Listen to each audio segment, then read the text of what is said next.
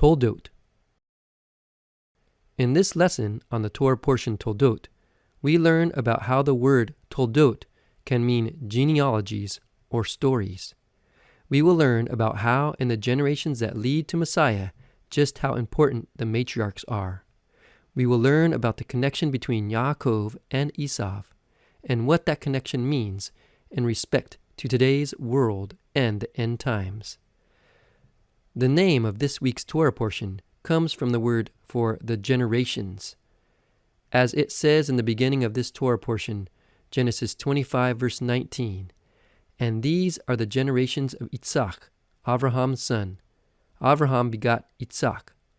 The Torah uses the word Toldot to relate to someone's genealogy, but not just that. It also relates the word Toldot to the stories of the people in the genealogy. For example, the Toldot of Yitzhak tells the story of Yitzhak and his offspring, Ya'akov and Esav. In this way, Genesis 25 verse 19 could also be translated as, "And these are the stories of Yitzhak." Bible genealogy is important because it records the line of Messiah. The sages looked to the Toldot in the Torah to find hints about the Messiah. The stories of the forefathers lay down the foundations for the story of Messiah, because the Messiah is the goal of their genealogy. As stated in the Hasidic commentary, Rokeach al HaTorah in Yalchut Mashiach ve'Geula al HaTorah, all the genealogies and generations are for David and the Messiah.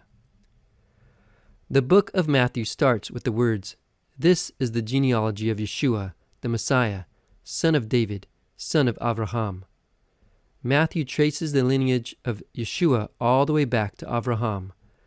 Unlike most genealogies in the Bible, Matthew includes the names of certain women, Tamar, Rahab, Ruth, Bathsheba, and Miriam, the mother of Yeshua. The commentators have several ideas as to why the names of these women were included. But one thing is for sure, the very fact that Matthew included the names of these women shows that the maternity of the Messiah matters. Rabbinic literature doesn't pay too much attention to the mother of Messiah, but there are a few interesting mentions. The most famous one appears in the Jerusalem Talmud. In the legend of the name of Messiah is Menachem, and he is born the day of the temple's destruction. Rabbi Yudan, the son of Rabbi Aivu, said, "An incident happened to a certain Jew who was standing and plowing his field. His ox lowered before him. An Arab passing by heard the sound of the ox and said, 'Son of Yehuda, son of Yehuda, untie your ox, unfasten your plow, for the temple has just been destroyed.' The ox lowed a second time, and the Arab said, 'Son of Yehuda, Jew, tie your ox and fasten your plow. The king Messiah has been born.' The Jew asked him, 'What is his name?' The Arab answered, 'Menachem.' He asked him, 'What is his father's name?' The Arab answered, 'Hezekiah.' He asked him, 'From where is he?' He answered, 'From the Berat Malcha of the Bethlehem of Yehudah.' He went and sold his ox and plow and became a seller of infants' clothing. He went from town to town until he came to that place. All the women bought clothes from him for their babies, but the mother of Menachem did not. He heard the women saying, 'Mother of Menachem, come buy clothes for your son.' She said, 'I wish to strangle enemies of Israel.' For on the day on which he was born, the temple was destroyed. The man said to her, 'We can be sure that if the temple was destroyed because of his coming, it will be rebuilt with his coming.' Then she said to him, 'I have not a penny.' He said to her, 'What does that matter to me? Come and buy for him. If you have no money today, I will return and get it another day.' Several days later he returned to that town and asked her, 'How is your baby doing now?' She answered, 'Since you last saw me, winds and storms came and snatched him from my hands.'" The timing of this legend and the birth of Messiah taking place at the end of the Second Temple period, is consistent with the timing of Yeshua of Nazareth, him being active in Judea during the last generation before the destruction of the temple. The legend depicts the birth of Messiah with the destruction of the temple, and the reappearing of Messiah with the rebuilding of the temple, the same things we depict the birth of Yeshua and his return with. In addition to all this, the legend has a striking similarity to Revelations 12 verse 5. She gave birth to a son, a male child, the one who will rule all the nations with the staff of iron. But her child was snatched up to God and his throne. In both the legend and the verse of Revelations, the mother of Messiah symbolizes the people of Israel. In the Talmudic legend, the destruction of the temple leaves the nation too distraught to rejoice in the birth of her son. So much so, she resents him. Israel is the mother of the Messiah. How much more so are the matriarchs, the mothers of Israel, mothers of Messiah. In Genesis 25 verse 23 it says, "And the Lord said unto her, 2 nations are in thy womb, and 2 manner of people shall be separated from thy body. And the one people shall be stronger than the other people, and the elder shall serve the younger."